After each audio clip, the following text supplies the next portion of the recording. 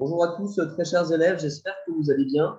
Je suis heureux de vous retrouver pour une nouvelle vidéo, toujours sur l'étude de documents, mais cette fois-ci, on va se concentrer plutôt sur des exemples et sur, on va dire, les explications pour que vous puissiez un petit peu voir où c'est clairement qu'on va.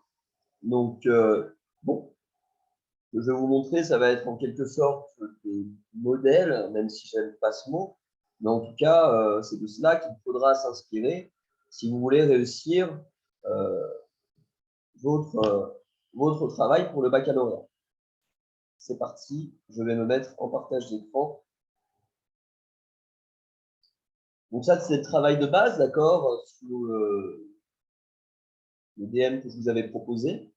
Et on va commencer par le tableau. Alors du coup, le tableau, à la fin, à quoi il doit ressembler? Il doit ressembler à peu près à ça. Là, je vais en train de reprendre un vieux truc, un vieux sujet des anciens programmes il y a l'ancien bac scientifique il y a 3 ans, je me rappelle plus, 2 ans, je crois. Et vous aviez du coup un sujet sur l'Inde. L'Inde entre défis démographiques et enjeux de croissance. Ça veut dire comment est-ce que l'Inde, elle peut à la fois s'enrichir, et quand je dis l'Inde, je parle des Indiens également, pas uniquement l'État, face à un défi démographique. Un défi démographique, ça veut dire que vous avez une population indienne qui ne cesse d'augmenter. Alors, pourquoi est-ce que c'est un vrai sujet? Parce que le fait est que il y a beaucoup de pays qui sont confrontés à ça, des pays qui sont déjà, on va dire, dans des situations assez délicates de sous-développement, de mal-développement, et qui doivent en plus faire face à une population qui ne cesse d'augmenter. Alors, est-ce que cette population qui cesse d'augmenter, c'est finalement une chance, dans le sens où c'est une population qui pourra travailler, ou est-ce qu'à l'inverse, c'est une calamité, une malédiction, dans le sens où ces gens-là, il faut les nourrir, il faut leur donner une éducation, etc. Et donc, vous aviez 2 documents, et je vous montre ça, c'est surtout, donc ça, je le mettrai sur Pronote. Donc là, il y a quelques conseils d'analyse de documents. Bon, rien de plus, rien de moins avec ce que je vous avais déjà dit. C'est surtout pour ça. Voilà, ce qu'on attend dans le tableau, c'est ça. Alors, moi, j'avais mis des espèces de sous-parties. C'est pour ça que vous voyez des titres en gras. Je vais peut-être grossir un petit peu le truc. Voilà.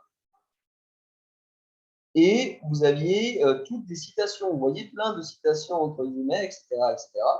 Et à chaque citation, vous avez une partie connaissance. Exemple, bientôt pays le plus peuplé du monde, de la planète. Donc ça, c'est une information qu'on a pris dans le document. Et les connaissances qu'on peut mobiliser, c'est que l'Inde, elle avait 1,3 milliard d'habitants en 2013, parce que 2013, c'est la date du document. C'est pour ça que j'ai retenu cette date.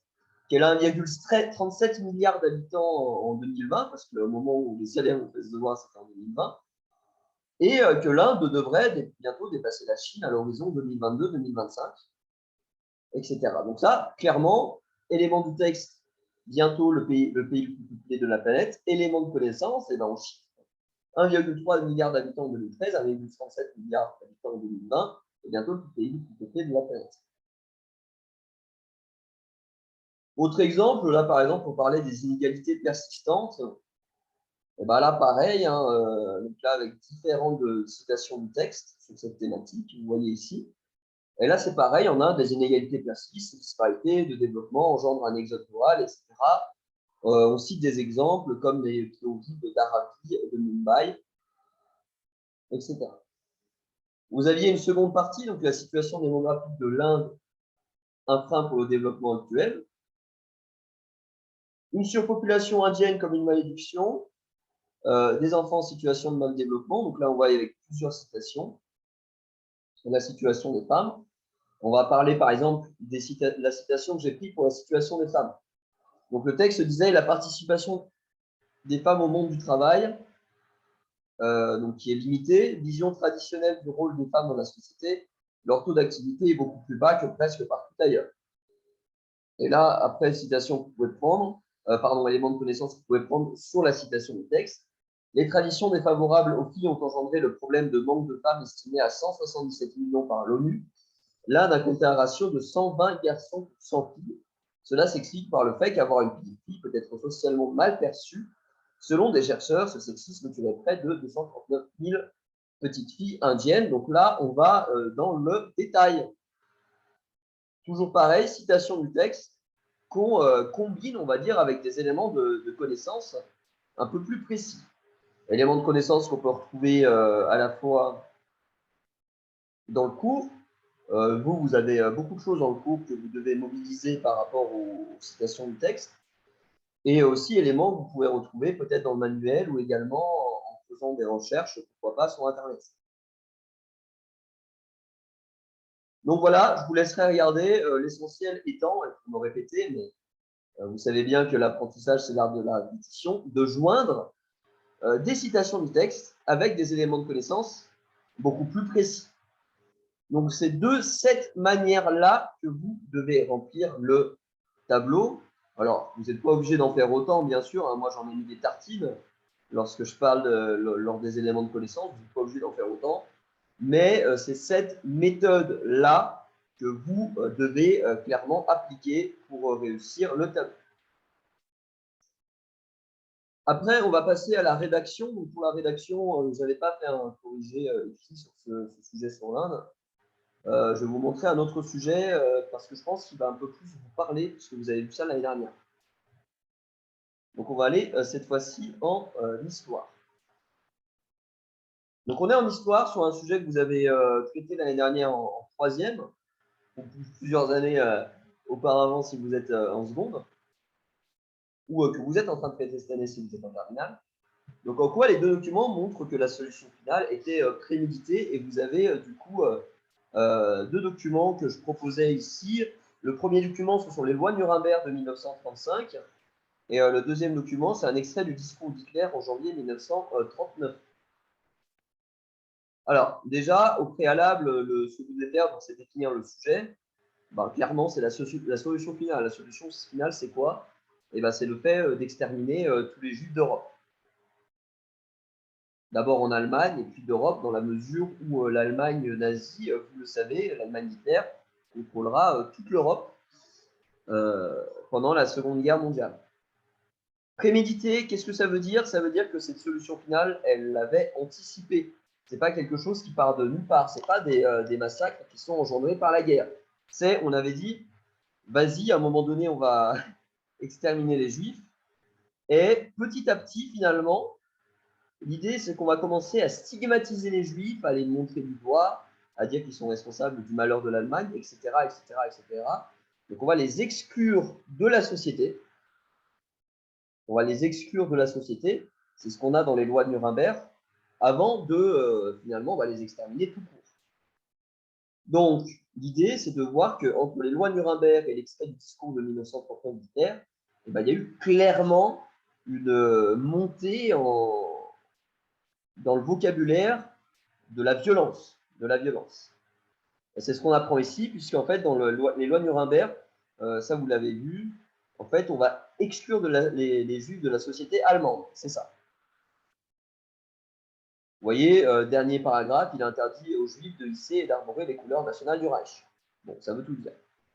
Et dans le document 2, en fait, c'est Hitler, juste avant la guerre, qui dit ben, en fait, les gars, on va exterminer les juifs.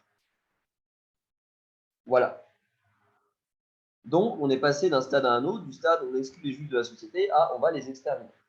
Alors, pourquoi je vous montre ça? Pour vous montrer la méthode de rédaction. Là, par exemple, pour l'introduction, vous voyez bien, vous voyez ici un premier alinéa avec la définition du sujet et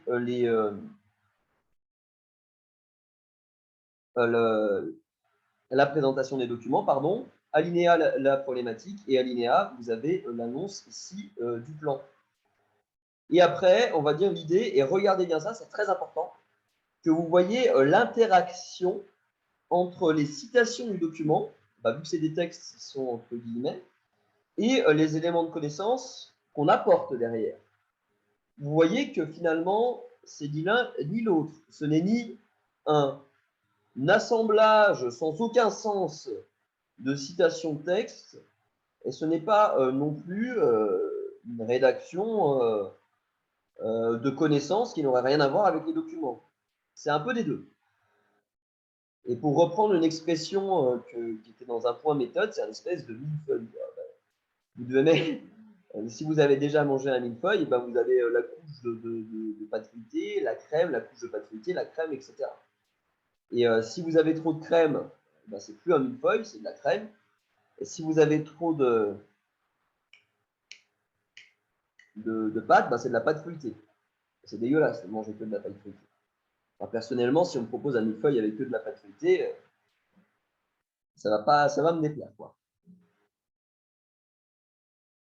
Donc voilà, donc là, regardez bien comment est-ce que j'ai articulé, on va dire, les éléments du texte, les citations du texte, avec les éléments, avec les petits commentaires qui le complètent, les connaissances en plus qu'on peut avoir, etc., etc.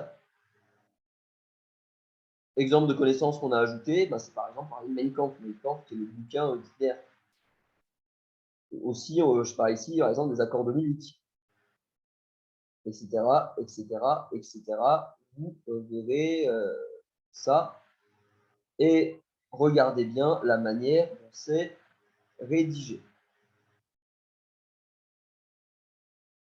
Voilà, j'espère que cette sympathique vidéo vous aura permis d'y voir un peu plus clair sur la manière dont vous devez travailler l'étude critique de documents avec des exemples que je vous ai montrés. Et je vous souhaite du coup, bon courage pour la suite. Au revoir.